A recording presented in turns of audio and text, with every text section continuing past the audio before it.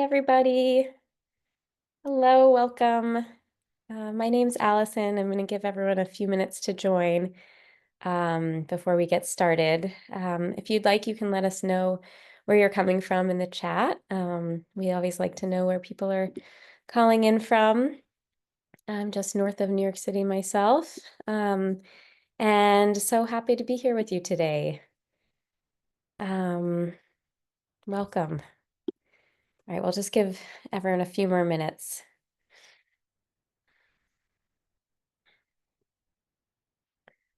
Okay. Well, welcome everybody. Hello. Welcome to Tricycle's 4th Annual Buddhism and Ecology Summit.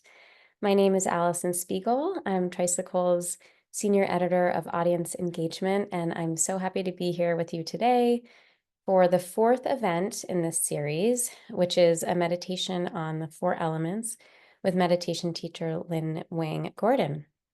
This event is part of a 3-day series of conversations with Buddhist teachers, writers, and environmental activists exploring interconnectedness in the natural world. And we're also offering a film screening of the film Interdependence, which is an anthology of 11 short films exploring the diverse impacts of climate change across the globe. So we're so grateful for you all for joining us here.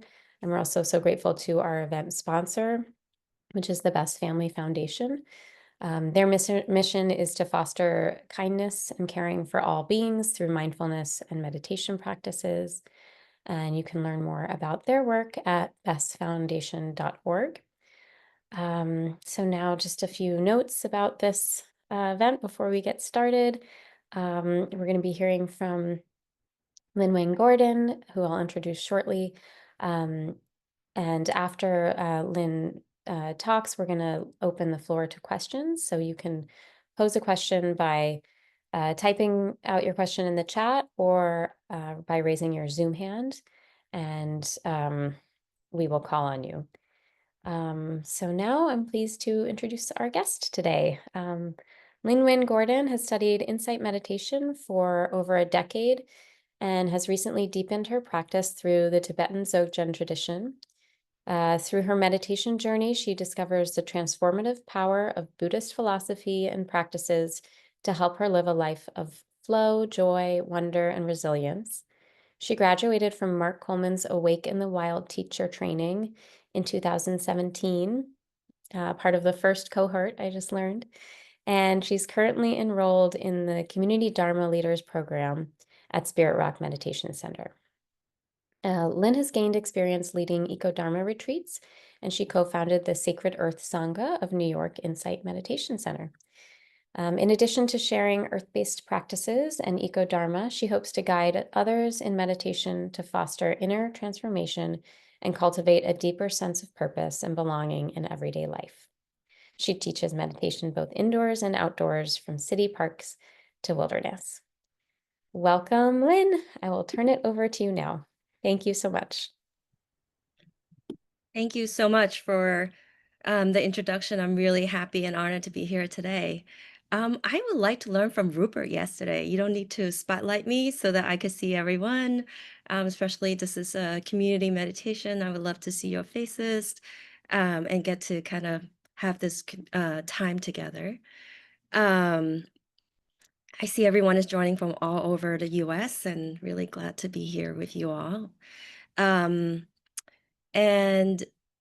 I have meditated around 15 years. I was born in China and I came to New York when I was 12. I'm almost a lifelong New Yorker. And as such, I have never stepped into the wilderness till I'm 37.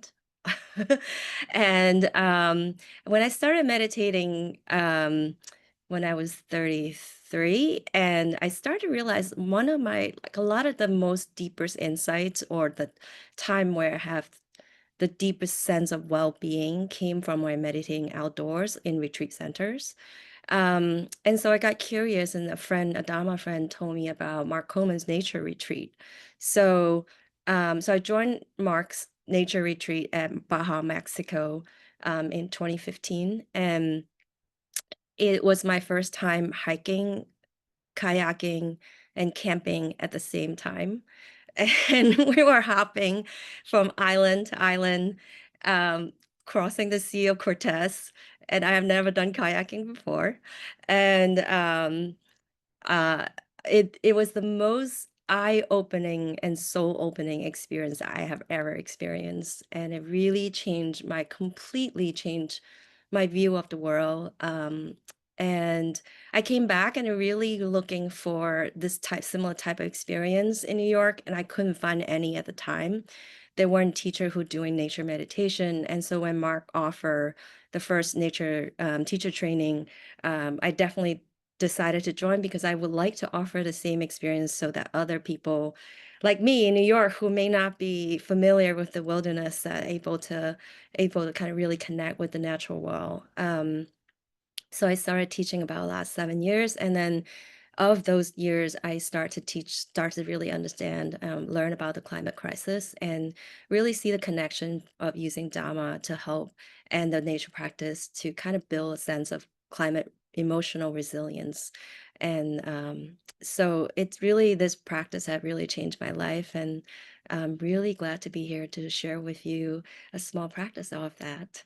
Um, One thing that I love about Rupert's talk yesterday was that, he was talking about how important each stage of um, life that we need to connect this developmental work of each season, and that as a child, it's important to have that connection with nature and with more than the human world.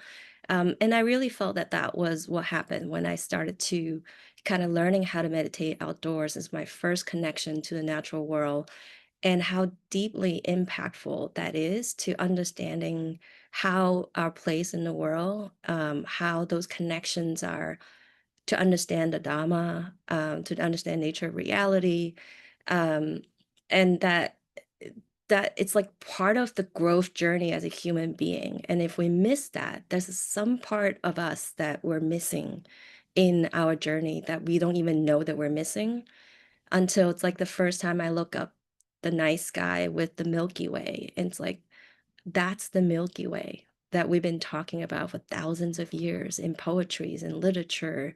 And to really understand that power of under the night sky for the first time in my life, it feels like there's a part of the soul that's coming back and coming back alive. So really appreciate yesterday's talk around that. And um, so in any of my teaching, I start with the three honorings. So honoring the land, honoring our Buddhist lineage, and honoring our ancestors. So I would like to start with acknowledging and honoring all tribal nations, ancestral lineage on the Turtle Island that were the traditional custodians of our earth and her beings.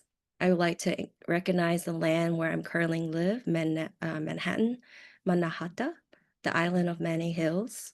It's the land of the Lenape people, who were the hunter-gatherers, fishermen in the area of New York, New Jersey, Pennsylvania, and parts of Delaware, and they traded with neighboring nations. The word Lenape means original people, referring to the fact that they were the grandfathers of the Algonquin civilization, the original tribe of the all Algonquin speaking people. And I'd like to express deep gratitude for the stewardship of the Lenape people have given this land over the thousands of years that they have been living here. And whatever beauty and abundance that we still inherit today is due to the stewardship and care over many generations. And in fact, when the European first came, they couldn't understand why the Lenape people were just drinking water directly from the valleys and rivers, and they thought that was practice was unsanitary. And it never occurred to them that it was the European land that were polluted and becomes undrinkable. Um, so some Lenape people were still living in New York today. Many live in Oklahoma, Wisconsin, and Canada. So may we embrace the opportunity to be with the right relationship with the indigenous people. And as we are guests of this ancient world, may we care for the elements, earth, water, air, and fire. And may they thrive and bring blessings to the human and non-human world. May I be humbly forgiven for any wrongdoings, and now asking for permission and for blessing and strength to support and consciously care for all beings. So feel free if you know the native tribe of your land, feel free to enter the names in the chat so that we could all pay respect and honoring their stewardship. Thank you.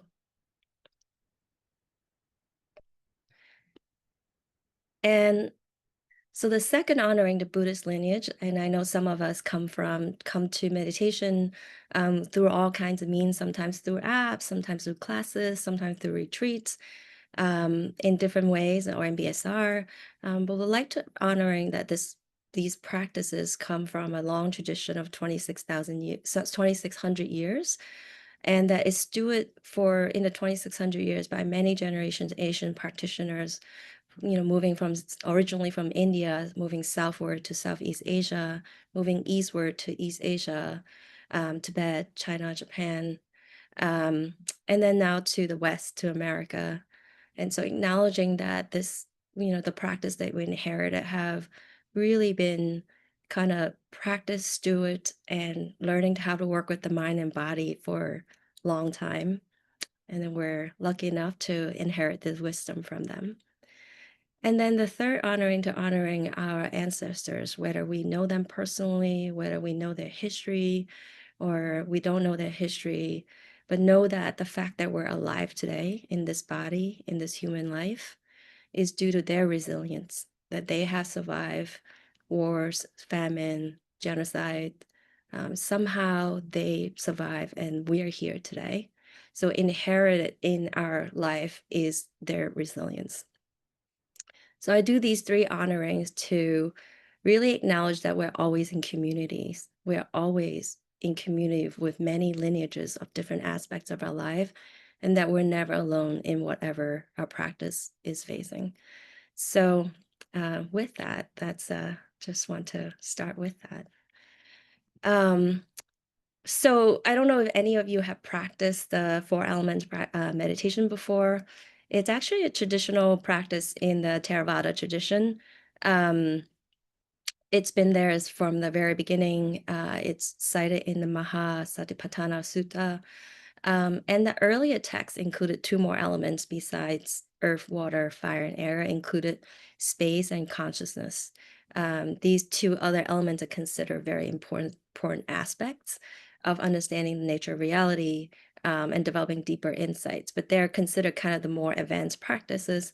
So the four elements became the more widespread practice today. And I think of this practice of kind of really, there are three main things that really came out of practicing this meditation. One is to really, it's kind of just the obvious one, which is our body is made of these elements.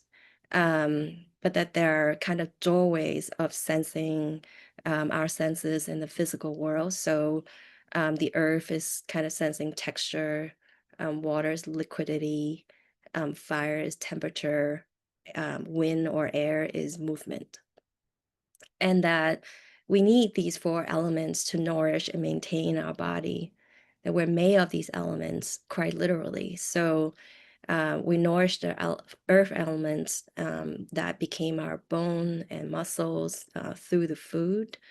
The water elements nourishes us. It became the fluids, blood, lubrication of joints, through waters and consuming water, soup, beverages. And we regulate our fire elements, our body temperature through clothing, shelters, sunlight, food. Um, and then lastly, we need the element of wind or air in the form of breathing, to oxygenate our body. So though that's like one is just to realize that our body is made of these four elements. And then with that, we are kind of just like have a sense of losing the sense of self. So just like these four elements are constantly changing in our natural world, they're always changing and transforming in our body. So it helps to understand impermanence. Um, so for example, our body is made up of 70% of water, And as we're changing our water source, when we travel, our body is changed. As we take in different food, our body is changed. And as we choose to sit in the sun or sit in the shade, our body temperature is changed. And if we breathe in the air in the morning or breathe in the middle of park, the quality of air that we breathe in is changed, and then we feel differently. So it really helped understand the concept of non-self, the idea that the sense of self is not fixed, solid, or unchanging, but it's the opposite, that our body, as well as our sense self, is always changing, that it's always fluid. And the practicing this kind of really leads to understand that and loosening our grasp of sense of self, or even clinging to what it means to have a body. It leads to openness and loosening and not grasping. So nothing is clinged to as me or mine, as the Buddha said. And this practice has really helped us to understand that. And as we die, our body returns to the earth, all the elements return to earth, and we're part of that circle of life. Um, And then the third thing that this practice help us to really kind of really on a visceral sense is that there's interconnection and non-separation between our body and the natural world, that we are nature, that these elements make up who we are and they make up all living beings in the natural world. And so that we're all interconnected, the sense of there's no sense of this is nature is out there and then somehow we're not part of it, that our body is nature, we're part of nature.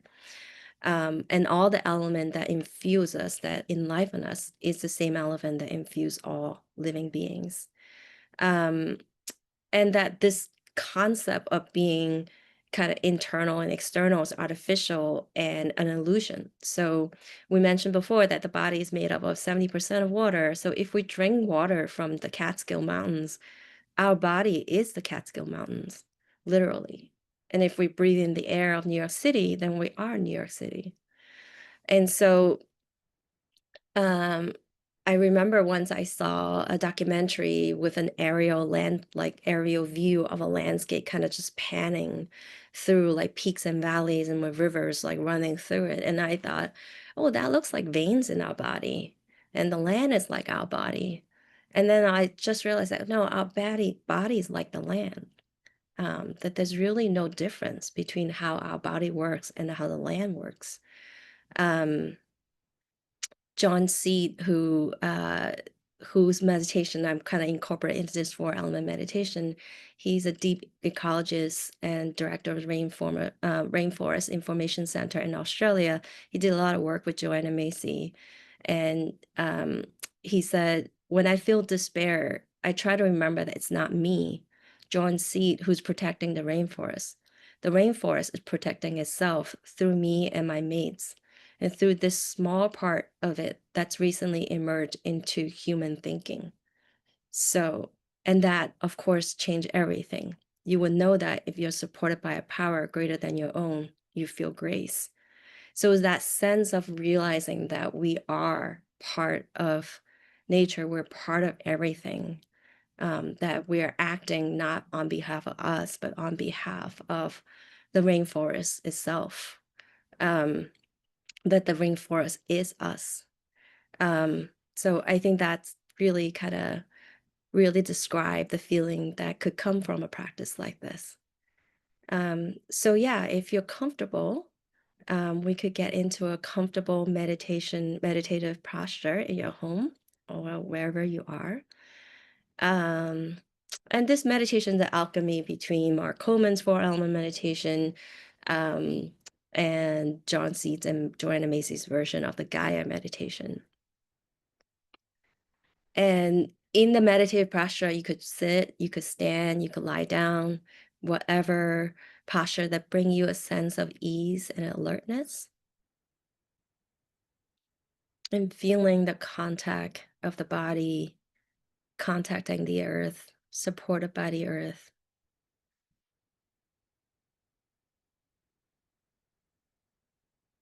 Sensing the weight of the body being supported by the earth. Whether we notice this support or not, know that it's always here for us, that we're always supported.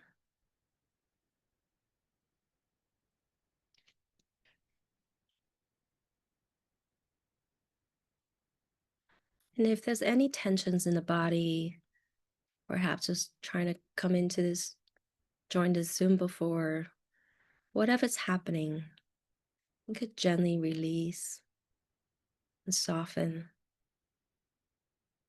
and perhaps release into the earth. Know that the earth has seen it all and could hold it.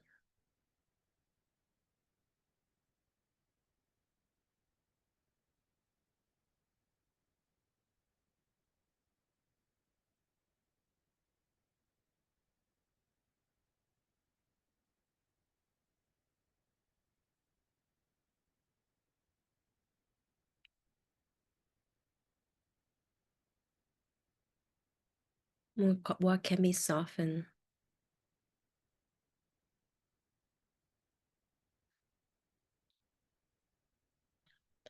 And we slowly shift the focus to the element of earth.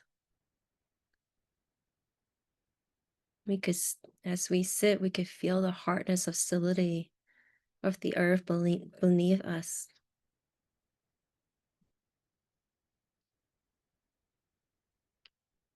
The earth elements kind of comes through to us via food that we eat and transform into muscles and tissues,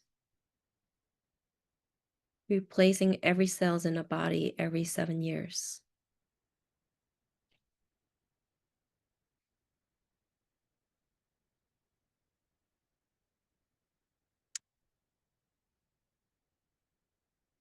Made up of the solidity and hardness of our body, our bones, nails, teeth,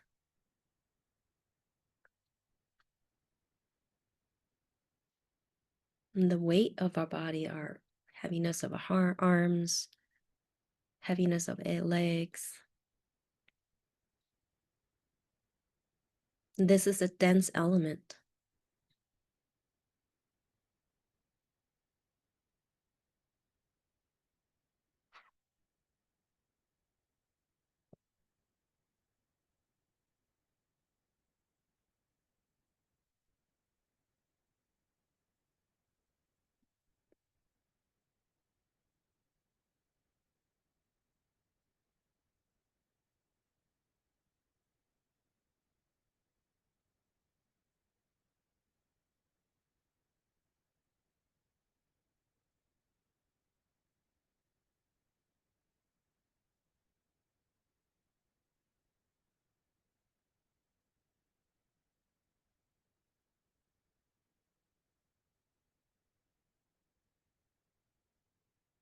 We are made of from the earth, and we will go back to earth.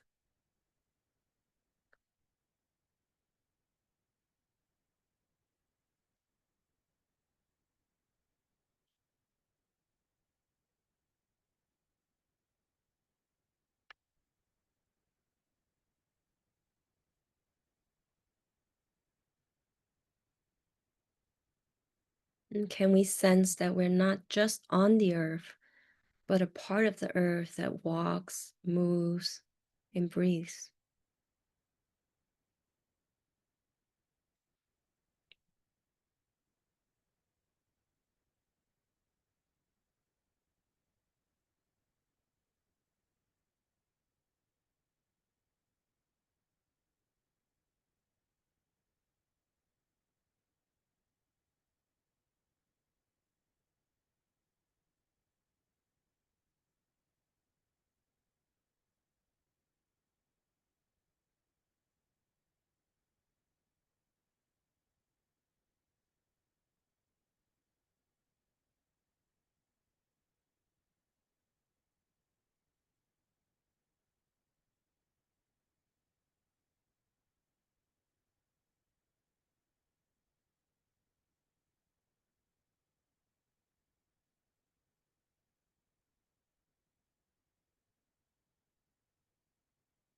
And then the earth element is part of every living thing, from the granite bedrock to the dense bark of a tree to the rich humus that supports plant life.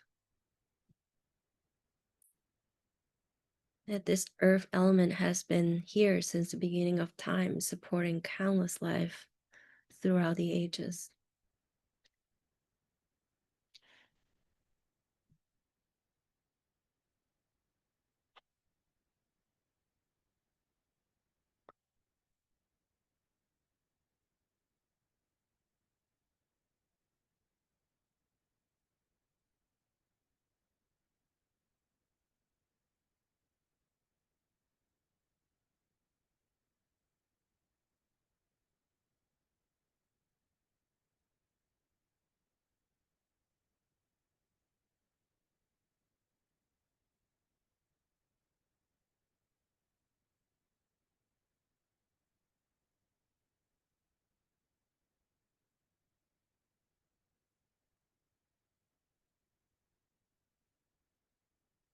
And we slowly began to shift our focus to the element of water.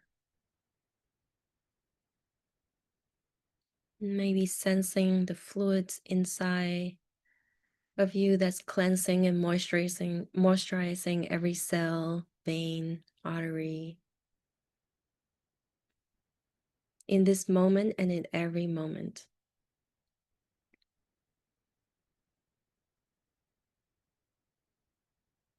Maybe notice that the fluidity that aids digestions, from saliva in your mouth that helps you swallow the earth elements, to the gurgling of juices in your belly, to the urine that get rid of waste.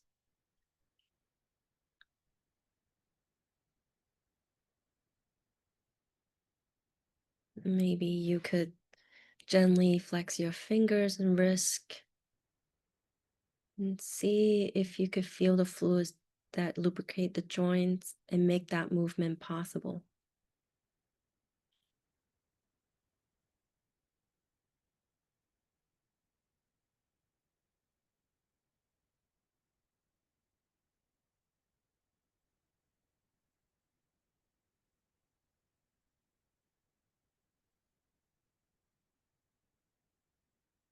And there's moisture in our eyes, our lips.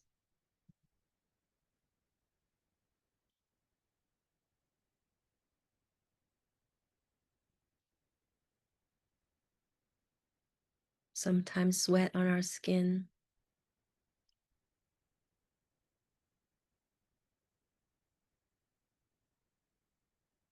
Imagine if we try to blink without the saline fluid in our eyes. The water elements everywhere.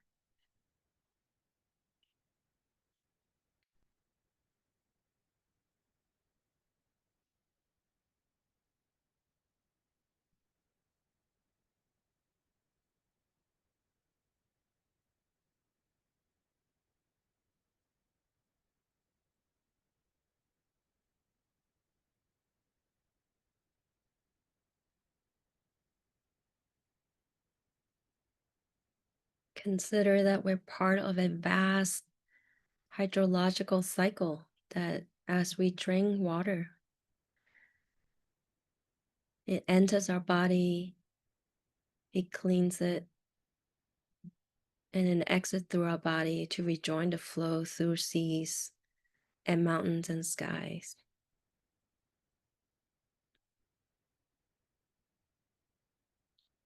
As we drink, for me, for example, the water from the Hudson Valley, that water goes through my body, reconnected to the Atlantic Ocean, to other parts of oceans everywhere in the world.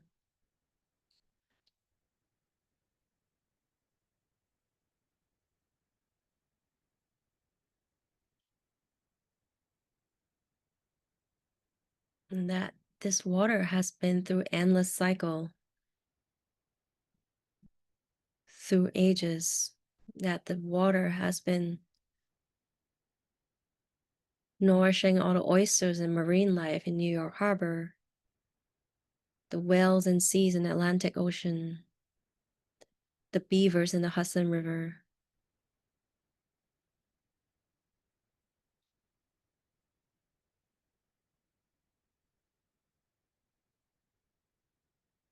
And this element has also, the same element, has also been in alpine lakes, frozen icebergs, has fed innumerable trees, and nourished cactus in the Sahara Desert.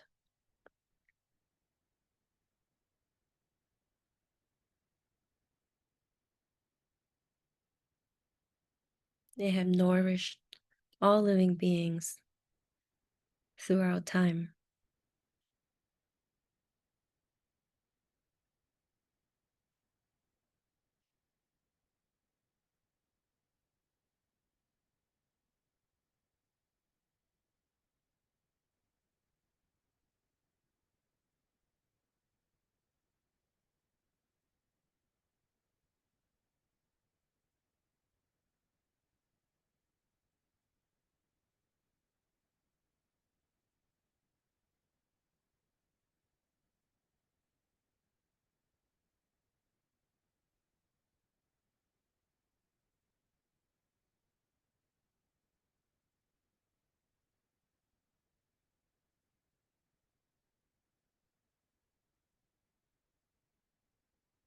And now we slowly shift our focus to the fire element.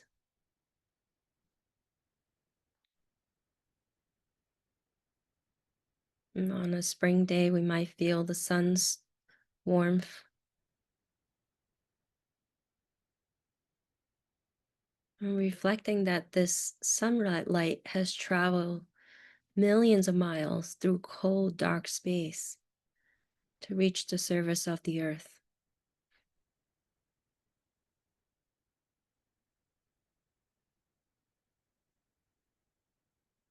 That we could feel the sun's radiant heat on our skin and penetrating deep into us, giving us those warmth.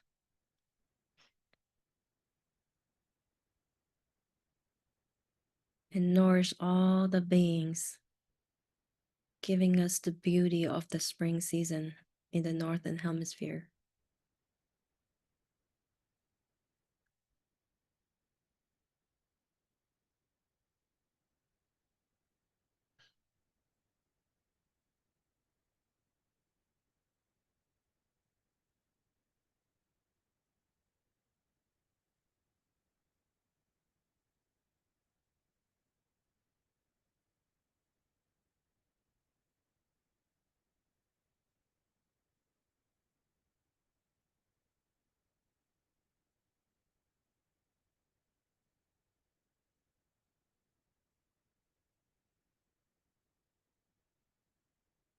Maybe noticing how sensitive we are to the sun, because we're a warm-blooded animal.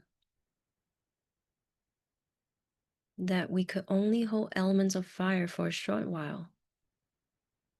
We need to regenerate the fire constantly through exposure to warmth or energy from food.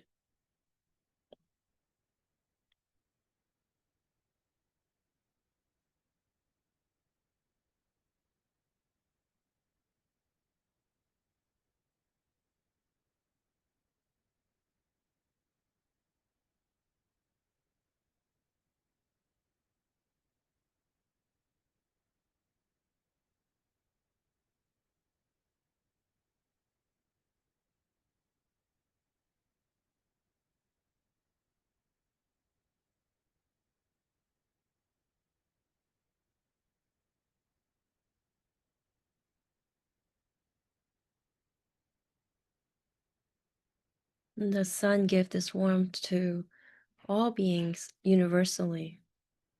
We share this energy with all warm-blooded creatures Also, with reptiles who use the light giving rays to warm themselves in the middle of the day.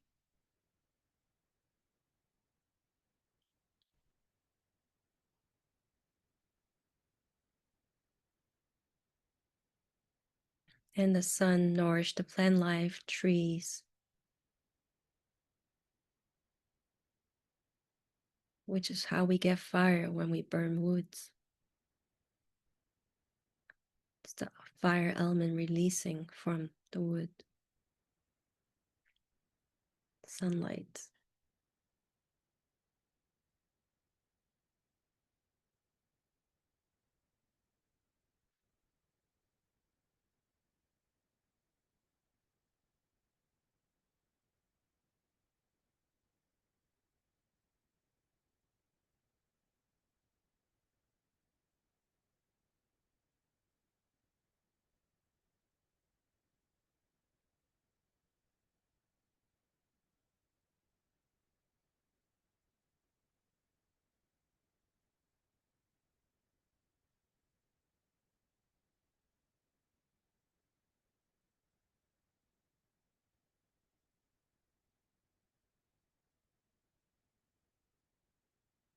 And through the foods that we consume, it becomes the fire of our belly, the digestive fire that gives us a body warmth.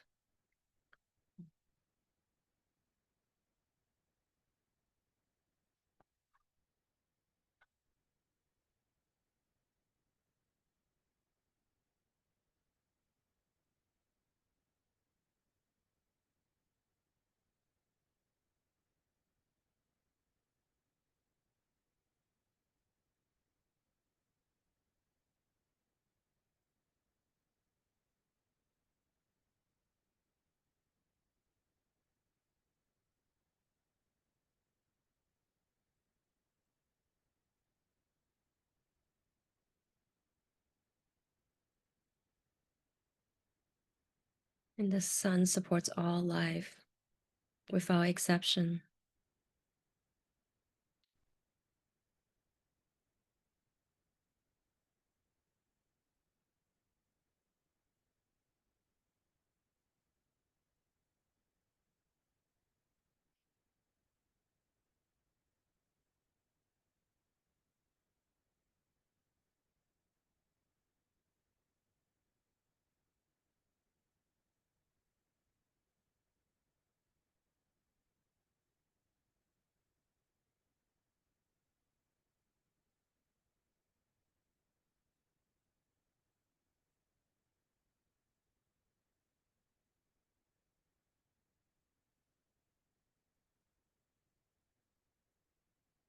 And lastly, we're switching our focus to the lightest element, air.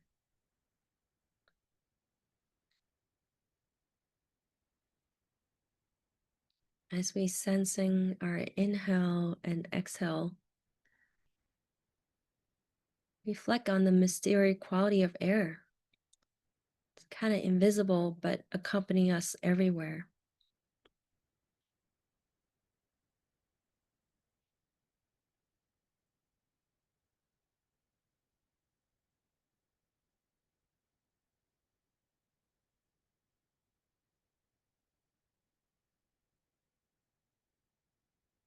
With each inhale, we can sense how the oxygen we breathe has been exhaled by plant life around you.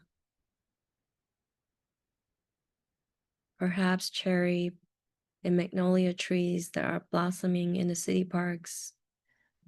Perhaps our nearby forests, algae deep in the ocean, berries.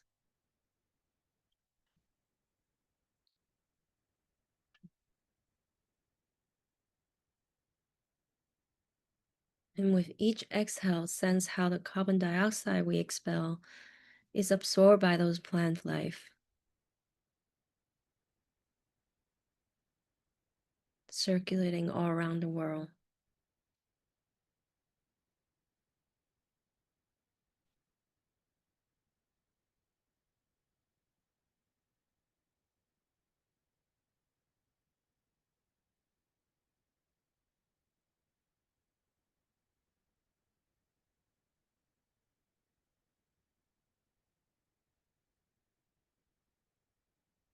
Feel how the air inside us is the same as the air surrounding us, that we're always participating in this cycle of mutual support, of reciprocity, in this intricate web of life without us even noticing it.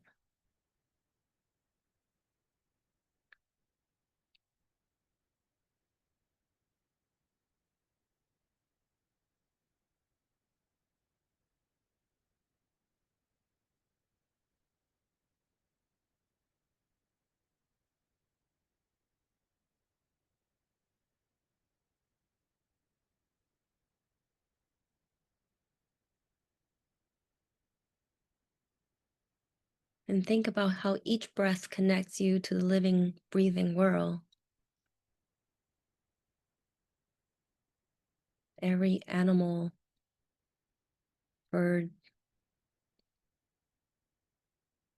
humans,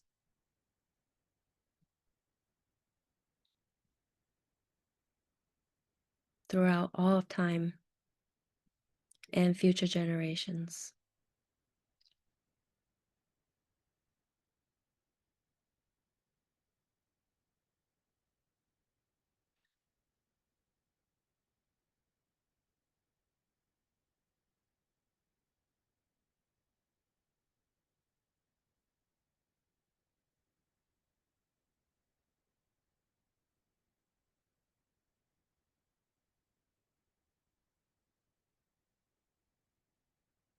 Now consider all these four elements together, how they support each other, balance each other in our body and in the natural world.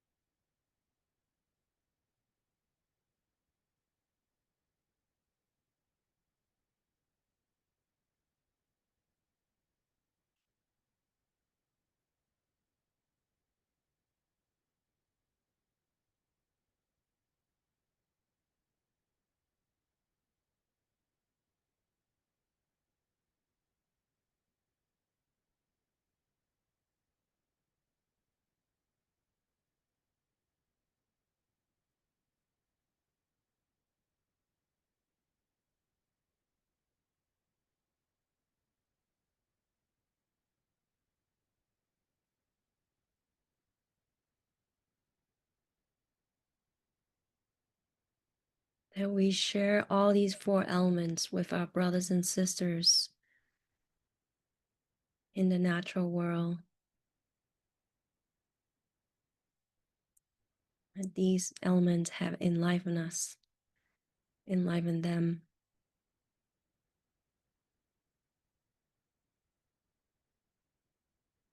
We share with them these elements in past generations and with future generations.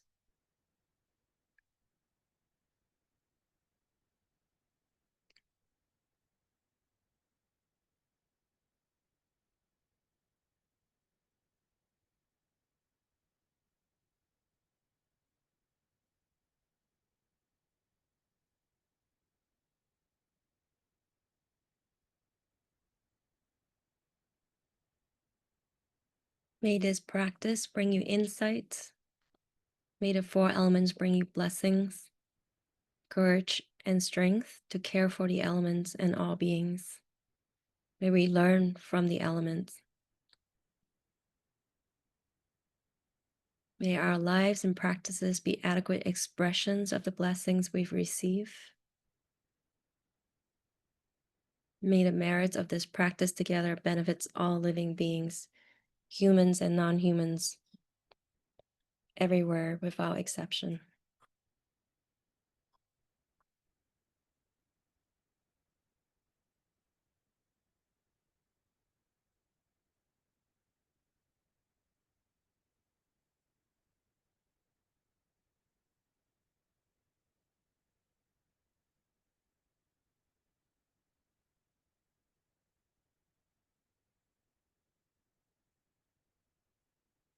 Thank you.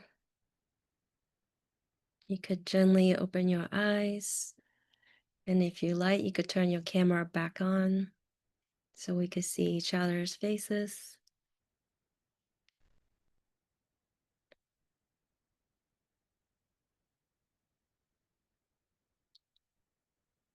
Yeah, this is the Q&A or comment and portion. So feel free to share any reflections or comments or questions, and we'd love to hear what your experience is like.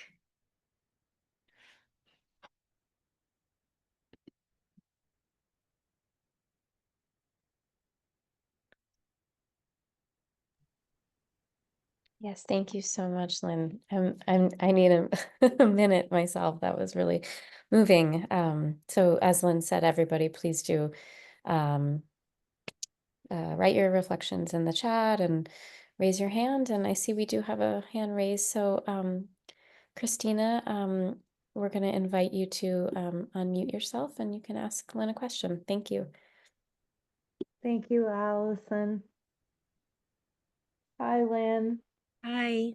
Hi, I'm a little embarrassed, hesitant to ask, but I would really be interested in knowing uh, if in Ayurveda's called dosha, the body temperature is feeling really, really warm. Would you recommend cooling foods like aloes, cucumbers, avocados, or would you recommend spicy foods um, to help balance that? I know that I'm almost afraid to ask. I don't want to ask a silly question, but I would like to know your perspective. Mm. Um, I'm not trained in Ayurvedic. Okay. And so I'm hesitate to give direct advice.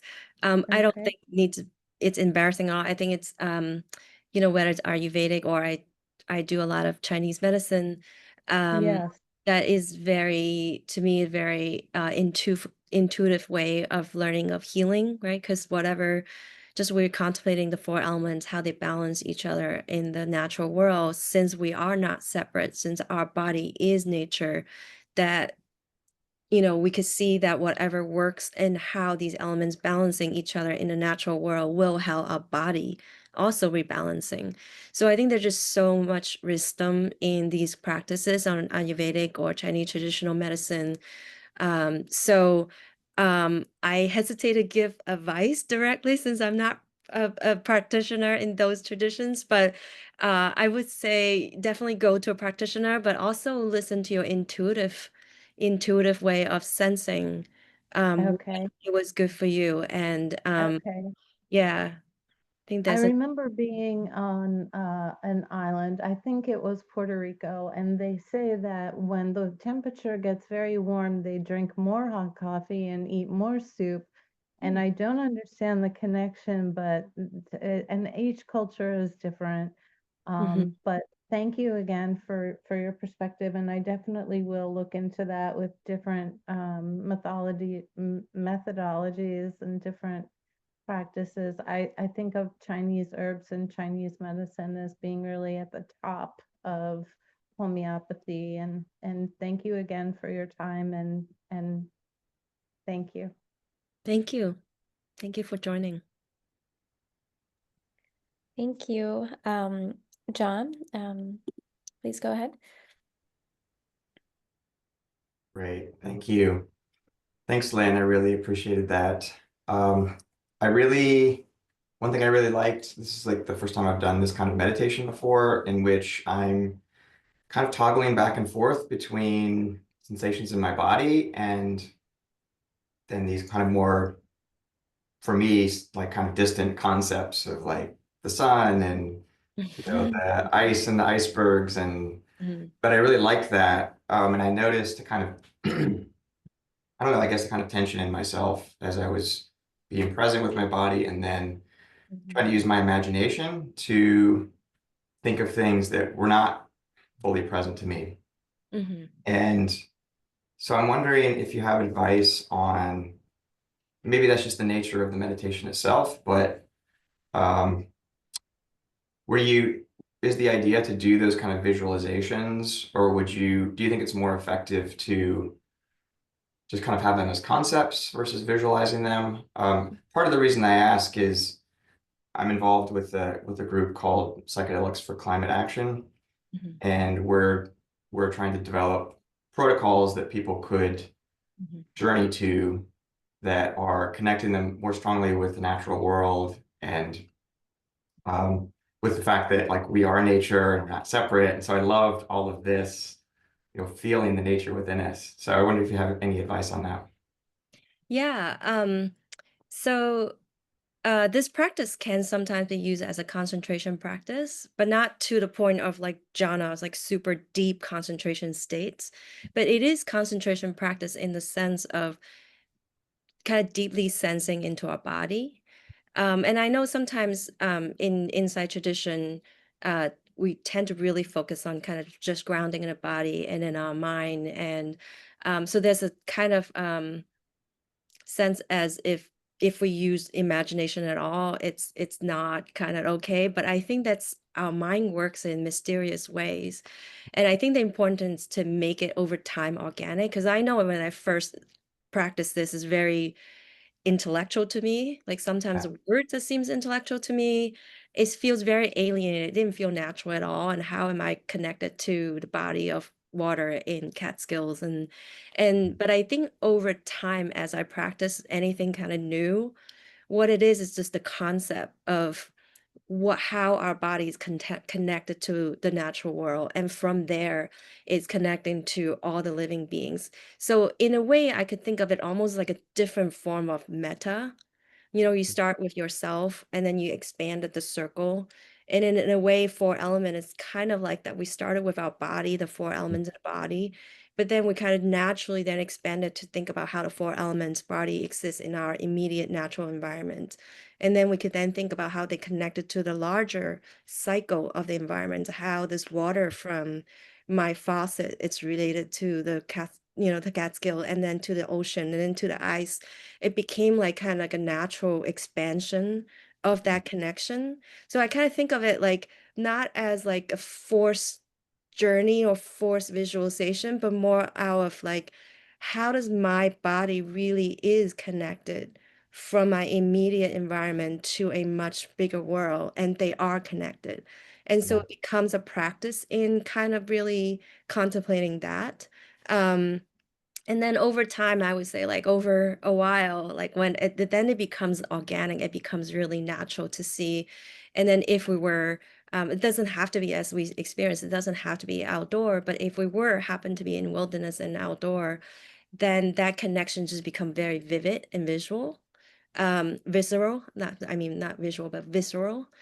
We could see that connection very strongly and organically within that practice. So I think the awkwardness or the intellectual part in the beginning, it's just kind of more like familiarizing what is about, but then really then we internalize and incorporate into kind of our own practice of how to internalize what this meditation is trying to help us to do. Um, yeah, so I would say that. So I don't think, and in other meditation tradition, for example, Tibetan tradition, they really embrace imagination and visualization as a meditation practice. So I would say that sense of we cannot use imagination is more within the insight meditation, but it's not really also true in other traditions as well. So I would say do what really feels organic and kind of meaningful and powerful for you. Mhm. Yeah, Thank you so much. yeah, no problem. Sure. Thank you. I think we have time for the two more hands that are raised. So Juliana, will call on you first, and then Wendy. Thank you. Thank you, Lynn. That was really beautiful. And I really hold the elemental practices very dear. Kind of goes back to prior lineage with Thich Nhat Hanh and some of the beautiful things in that lineage in the order of interbeing. And you did touch in the beginning in terms of some of the other elements that you're not including. And so I just felt, based on the last question too, just, and again, you touched on it, but within the Tibetan Buddhist tradition, not insight so much, but the dissolution of the elements as one is approaching their death is also a very profound practice. And there's much there that, if somebody's interested to explore in relating to the elements. So I just wanted to say that, and thank you. It was very beautiful.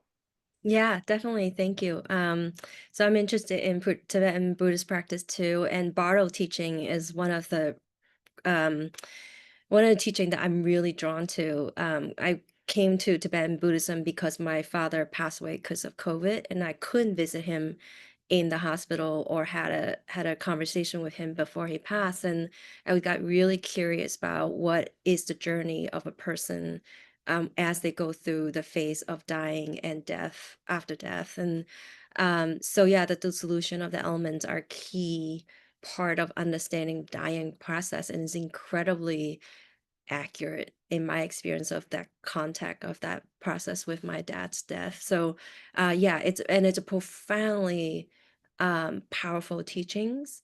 Just kind of like I was mentioning in this practice, there's three things we understand: the body is made up of elements, and then the second part is like whether the sense of self is not fixed, and that dissolution of the four elements really kind of really like that, returning the elements back to where it comes from. And um to know that the sense of self is not like this what we think of as the solid body of who we are. This is who we are.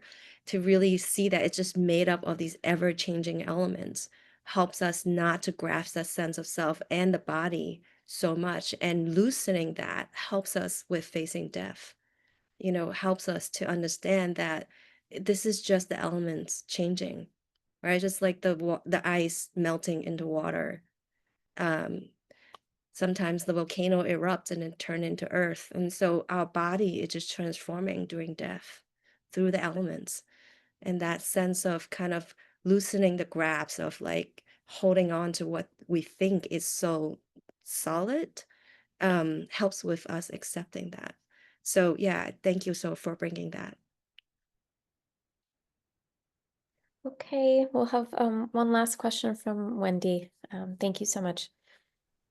Yeah, this isn't a question, but just the reminders of how every breath brings in different air depending on where we are, and the water we drink and the soil we're on, reminded me of a cross-country trip with my son where every time we stopped, he took out his sourdough starter so that the yeast that he would pick up from every part of the country would be different and contributing to that bread. And it's such a wonderful reminder of how the self dissolves when we recognize that we are constantly taking in and releasing the elements. So thank you.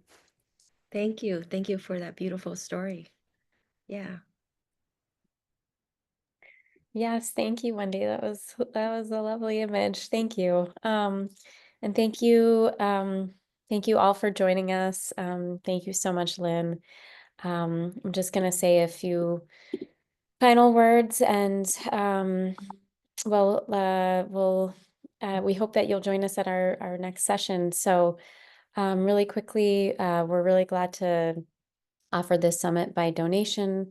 If you haven't already, please consider making a donation to support this offering at tricycle.org/donate. If you'd like to rewatch this event or any of the other events in the series, the replays will be made available to everyone at the end of the third day. So the end of tomorrow, we'll send the recordings out. And again, yeah, we hope to see you at the next one, which is going to be at 3:00 Eastern today, with Larry Ward, and you can use the same Zoom link that you used for this to join that. And finally, one last thing is that this month we've been meeting with Mark Coleman every Monday morning at 11 a.m. Eastern as part of our regular weekly meditation group. This is a teacher who Lynn's studied with. So if you're free on Monday at 11 a.m. Eastern, please join us on Zoom. We'll drop the link in the chat, or you can find the sign up link at tricycle.org. But we hope you'll join us for our last session with Mark Coleman. Okay, and that's it for me. Lynn, thank you so much. It's been such a pleasure, and we're so glad you joined us today. Thank you, everybody. Hope to see everyone soon.